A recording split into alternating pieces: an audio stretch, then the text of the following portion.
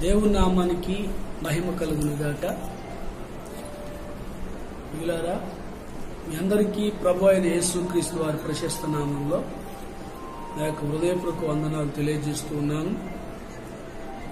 దేవుడు గతించిన దినాలన్నీ తన ఉచితమైన కృప ద్వారా సంరక్షించి భద్రపరిచిన దేవుడు ఇకను కూడా రానున్న దినాల్లో మిమ్మల్ని, మీ కుటుంబాల్ని, మీ పిల్లల్ని కలిగిన సమస్తాన్ని దేవుడు భద్రపరిచి బలపరిచి దీవించి ఆశీర్వదించాలని మనసారా కోరుకుంటూ ఉన్నాను.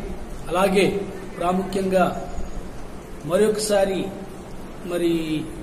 వాక్యాన్ని మీ ముందు మీతో పంచుకోవడానికి దేవుడు నాకు ఇచ్చిన గొప్ప అవకాశాన్ని బట్టి దేవుని స్తుతిస్తా ఉన్నాను. ప్రియులారా, పరిశుద్ధ గ్రంథంలో నుంచి కొన్ని మాటలు ఈ దినం మనం ధ్యానం చేద్దాం. అపోస్తుల కార్యము 5వ అధ్యాయము 1 నుండి 6వ వచనం వరకు మనం గమనిస్తే ఇక్కడ మనకు ఒక కుటుంబం కనబడుతుంది. ఆ కుటుంబంలో భార్యాభర్తలు ఇరువురు, అననీయ సపీరా అనబడినటువంటి ఇద్దరు భార్యాభర్తలు మనం ఇక్కడ చూస్తాం. ప్రియులారా, వారికి ఒక ఆలోచన కలిగింది. వారికి ఉన్న భూమిని అమ్మి అపోస్తలుల పాదాల యొద్ద పెట్టాలి, మేము కూడా ఒక పని చేయాలన్న తలంపు వారికి కలిగింది. కానీ ఆ భూమి అమ్మిన పిమ్మట సాతానుడు వారిలో ప్రవేశించి వారు అనుకున్నది ఇవ్వగలిగింది ఇద్దామనేటువంటి ఆలోచనతో చూడండి, వారిద్దరూ ఆలోచించేసి పొలం అమ్మిన సంగతి మనకు తెలిసిందే. కానీ ఈ వచనంలో 5వ అధ్యాయము 3వ వచనం చివరిలో రాయబడుతుంది, పరిశుద్ధాత్మను మోసపుచ్చుటకు సాతాను ఎందుకు నిన్ను ప్రేరేపించెను. దైవజనుడైన పేతురు వారితో మాట్లాడుతూ ఉన్నప్పుడు దేవుడు పేతురుతో మాట్లాడుతున్న సందర్భం మనం చూస్తున్నాం. పరిశుద్ధాత్మను మోసపుచ్చుటకు సాతానుడు ఎందుకు నిన్ను ప్రేరేపించెను. వారు చేసినటువంటి పనిలో సాతాను ప్రమేయం ఉంది అన్న విషయము పేతురు మాట్లాడినటువంటి మాటలను బట్టి చాలా సుస్పష్టంగా మనకు అర్థమవుతుంది. ఏంటి ఇక్కడ మనం గమనిస్తే పేతురు అన్న మాట, పరిశుద్ధాత్మను మోసపుచ్చుటకు సాతాను ఎందుకు నిన్ను ప్రేరేపించెను. ప్రియులారా, ఒక విషయాన్ని జ్ఞాపకం చేసుకుందాం. చూడండి, పరిశుద్ధాత్ముడు ఎవరు మనకు తెలియాలి. పరిశుద్ధాత్ముడు దేవుడు. దేవుణ్ణి ఎవరైనా మోసం చేయగలరా? ఎవరు మోసం చేయలేరు. కానీ అననీయ సపీరాలు దేవుణ్ణి మోసం చేద్దాం అనుకున్నారు. కానీ చూడండి, చనిపోయారు. ఈరోజు గమనించాలి, పరిశుద్ధాత్మకు వ్యతిరేకం ఏంటి, దేవునికి వ్యతిరేకం ఏంటి అని మనం గమనిస్తే ప్రియులారా చూడండి, అబద్ధం. ఇది సాతాను యొక్క స్వభావం. అబద్ధం అనేది వాస్తవాన్ని దాచిపెట్టి అబద్ధం చెప్పడం, ఇది సాతాను స్వభావం. ఈ వచనంలో చూస్తున్నాం, సాతానుడు అబద్ధానికి జనకుడు. వాడు తన మాట్లాడినప్పుడల్లా వాడు తన స్వభావాన్ని అనుసరించే వాడు మాట్లాడతాడట. అందుకని ఈరోజు ప్రియులారా మనం చూస్తా ఉన్నాం,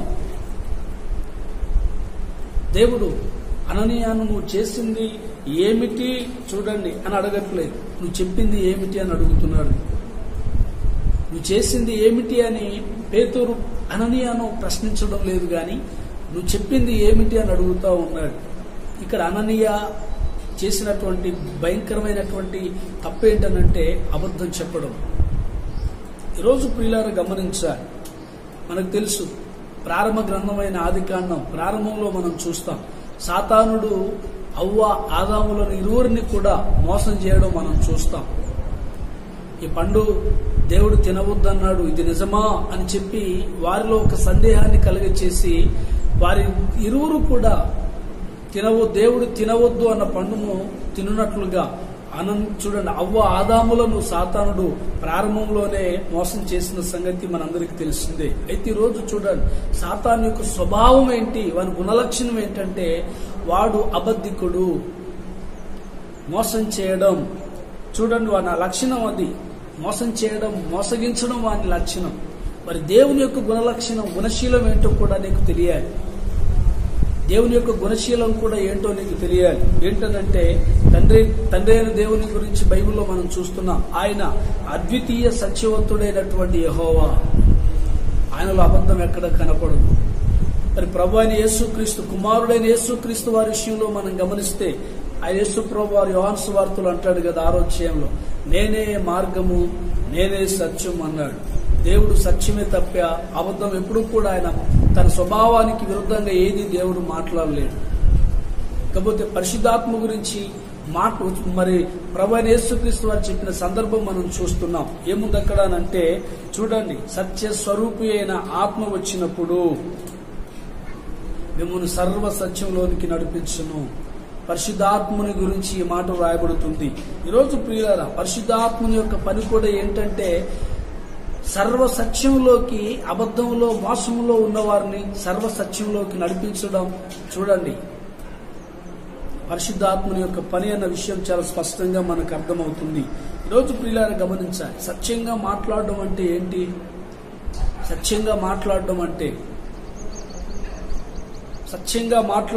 అంటే ప్రియులారా గమనించాలి. చూడండి, ఏంటనంటే ఆత్మలో మాట్లాడటం, ఆత్మతో మాట్లాడడం అంటే సత్యంగా దేవుని దగ్గర మాట్లాడటం. విషయాన్ని గుర్తించగలగాలి ప్రియులారా. ఆ తర్వాత మనం గమనిస్తే చూడండి, పరిశుద్ధ గ్రంథంలో మనం చూస్తున్నాం, గాడిద మనుషులు కాకుండా గాడిద మాట్లాడింది. దాన్ని ఏమంటారు అనంటే వరం అంటారు. ఎందుకంటే అది తన సహజంగా జంతువులేవి కూడా మాట్లాడలేవు, కానీ అది ఒకసారి మాట్లాడిందంటే అది దేవుని యొక్క వరం అని మనం చెప్పుకోవాలి. కానీ మనుషుడు మాట్లాడడాన్ని ఏమంటారు అని అంటే వరం అనరు, దాన్ని గుణం అంటారు. వాని గుణము, వాడి మాటలు, వాని గుణం ఏంటో తెలియజేస్తూ ఉంటాయి. అందుకనే బైబిల్లో మనం చూస్తున్నాం ప్రియులారా, దేవుని పని ఏంటంటే మోసంలో ఉన్న మనల్ని సత్యం వైపు నడిపించడం.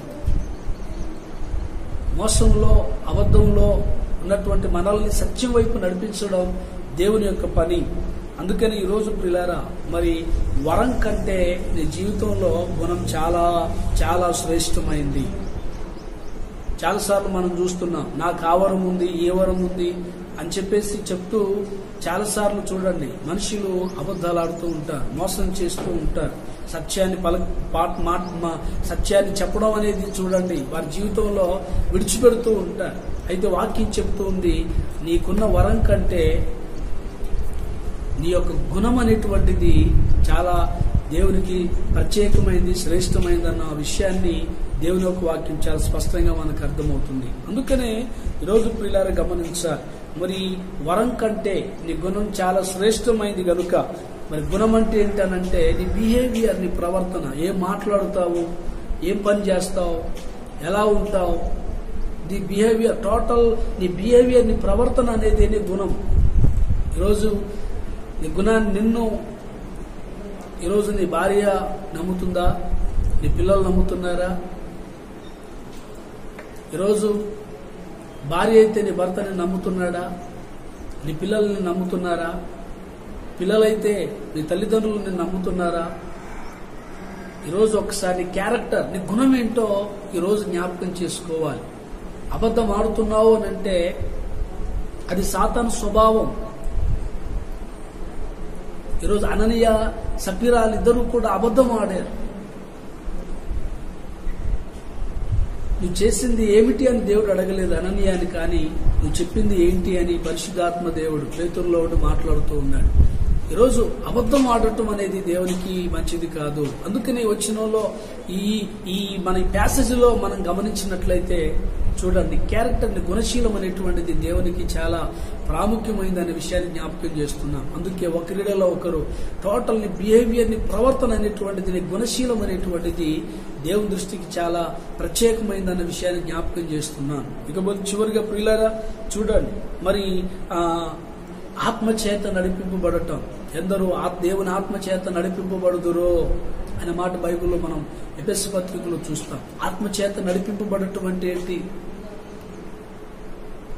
ఆత్మచేత నడిపింపబడటం అంటే ఏంటనంటే మోసంలోంచి బయటికి రావడం, మోసంలోంచి బయటికి రావడం, సత్యంగా బ్రతకడం, సత్యంగా జీవించడమే ఆత్మచేత నడిపింపబడటం. అందుకే గతంలో ఒక మాట నేను విన్నాను ఏంటంటే, చాలాసార్లు కొంతమంది దైవజనులు చెప్తుంటే కూడా ఈ మాట నేను విన్నాను ఏంటంటే, ఈరోజు చాలా మంది జీవితాల్లో క్రైస్తవులుగా దేవుణ్ణి వెంబడిస్తున్నటువంటి వారిలో కూడా చూడండి నాకు ఆ వరం ఉంది ఈ వరం ఉంది అంటారు, మంచిది. అయితే బైబిల్ మనం వారి చూడండి, వరమున్న వారి ఉద్దేశాలు ఎలా ఉంటాయి, వరమున్న వారి యొక్క క్రియాశీలత గుణం ఎలా ఉందని మనం గమనిస్తే, ఒక ఆయన ఇలా అన్నాడు ఏంటంటే, ఆదివారం నాడు భాషలు, మరలా సోమవారం నుంచి శనివారం వరకు అన్ని బూతులు. చూడండి, సోమవారం నుండి శనివారం వరకు బూతులు మాట్లాడి ఇష్టానుసారంగా తిట్టి పలకకూడని మాటలు పలికి వాక్యానికి సత్యానికి భిన్నమైన జీవితం జీవించి ఆదివారం నాడు మందిరంలో కూర్చొని చూడండి, నాకు ఆత్మ వచ్చింది నేను భాషలు మాట్లాడుతున్నాను అనడం సమమా? అది వాక్యానుసారమా? దేవుని బిడ్డలారా జ్ఞాపకం చేసుకోండి. నీకున్న వరం కంటే నీ గుణం చాలా చాలా చాలా చాలా చూడండి ప్రత్యేకమైంది. దేవుడు దాన్ని కోరుకుంటా ఉన్నాడు. అననీయ చేసే పని గొప్పగా ఉందని దేవుడు చూడండి చూడలేదు, కానీ అననీయ చెప్పింది చూడండి అబద్ధం అన్న సత్య విషయం దేవునికి అర్థమైపోయింది. అందుకనే ఈరోజు జ్ఞాపకం చేస్తా ఉన్నాం ఏంటంటే, నీ మాటలు, నీ క్రియలు, నీ ప్రవర్తన చూడండి ప్రియులారా, వీటన్నిటిలో యథార్థంగా నీ సంఘానికి నువ్వు నమ్మకంగా ఉంటున్నావా? మనిషి ముందు ఒకలాగా మనిషి వెనకాల ఒకలాగా ప్రవర్తిస్తున్నావా? నువ్వు ఉన్న సంఘంలో అందరికీ ఆదర్శప్రాయంగా ఉన్నావా? అభ్యంతరకరంగా ఉన్నావా? ఈరోజు జ్ఞాపకం చేసుకోవాల్సిన అవసరత మనందరి మీద ఉంది దేవుని బిడ్డలారా. అందుకని బైబిల్లో చూస్తున్నాం, నువ్వు వెళ్తూ ఉన్న మందిరానికి, నువ్వు వెళ్తున్న సంఘానికి నువ్వు నమ్మకంగా ఉంటే ఈ సంఘం నిన్ను వెంబడిస్తుంది. అలా కాకుండా వారితోనే ఉంటూ ఇస్కరియోతు యూదా వలె ఉంటూ క్రియలు సరిగా లేక సత్క్రియలు సరిగా చేయకుండా గుణశీలం అనేది లేకుండా ఉన్నట్లయితే చూడండి, యూదా ఇస్కరియోతు జీవితం ఏమైందో మనకు తెలుసు. ఇక్కడ అననీయ కూడా చనిపోవడానికి కారణం ఏంటంటే అబద్ధం ఆడాడు. అమ్మి కొంత దాచుకొని ఇంతే ఉందని దేవుడితో అబద్ధం చెప్పాడు. అబద్ధం అనేటువంటిది దేవునికి నచ్చదు. పరిశుద్ధాత్మను మోసం చేయాలనే ప్రయత్నం అననీయ చేసిన సంఘటన మనం చూస్తున్నాం. మరొకసారి మీ ముందుకు చేస్తున్నా, దేవుణ్ణి ఎవరు మోసం చేయలేరు. మోసం చేయాలనుకున్నాడు, అననీయ చనిపోయాడు. ఈరోజు దేవుని బిడ్డ, దేవుని ఎదుట నీ వైఖరి ఎలా ఉంది? దేవునికి తెలియకుండా ఇది చేస్తాను అది చేస్తాను అని చెప్పేసి నిన్ను చూడండి సంతోషపడిపోతూ ఆ దేవునికి తెలియదులే అనుకుంటూ లోగుట్టుగా ఉండు పాపాలు చేస్తూ ఉన్నావా? ఈరోజు వాక్యం హెచ్చరిస్తా ఉంది. పరిశుద్ధాత్మను మోసపుచ్చుటకు సాతాను ఎందుకు నీ హృదయమును ప్రేరేపించును? ఈరోజు సాతాను మాటలు వింటూ దేవునికి గాయాన్ని కలగజేస్తున్నావా? దేవునికి దుఃఖాన్ని కలగజేస్తున్నావా? ఈరోజు దేవుని బిడ్డ సత్యం వైపు మళ్ళు. నిజంగా నీవు దేవుని యొక్క వాక్యానుసారంగా జీవించినట్లయితే పరిశుద్ధాత్మ యొక్క పనేంటో తెలుసా? సర్వసత్యంలోకి నడిపిస్తుంది. ఎప్పుడైతే నువ్వు సర్వసత్యంలో నడవడం ప్రారంభిస్తావో నీ ప్రార్థన, నీ పాట, నీ క్రియలు, నీ సత్క్రియలన్నీ కూడా దేవుని సన్నిధికి చేర్చబడతాయి. తద్వారా దేవుడు బలా నమ్మకమైన మంచి దాసుడాని దేవుని చేత పిలిపించుకునే ధన్యతను పొందుకుంటావు. కనుక ఈ రోజు పరిశుద్ధాత్మను మోసం చేయకు, పరిశుద్ధాత్మను మోసపుచ్చవాకు. యథార్థుడైన దేవుని ఎదుట యథార్థంగా ఉందాం, నమ్మకంగా బ్రతుకుదాం, సత్యంగా అనగా వాక్యానుసారంగా జీవిద్దాం. దేవుడిచ్చే ప్రతి ఆత్మ సంబంధమైన ప్రతిఫలాలు, ఆశీర్వాదాలు అనుభవిద్దాం. అట్టి కృప దేవుడు మనందరికీ అనుగ్రహించి ముందుకు నడిపించునుగాక. మీ అందరికీ వందనాలు. దేవుడు వర్ధిల్ల చేయనుగాక. God bless you.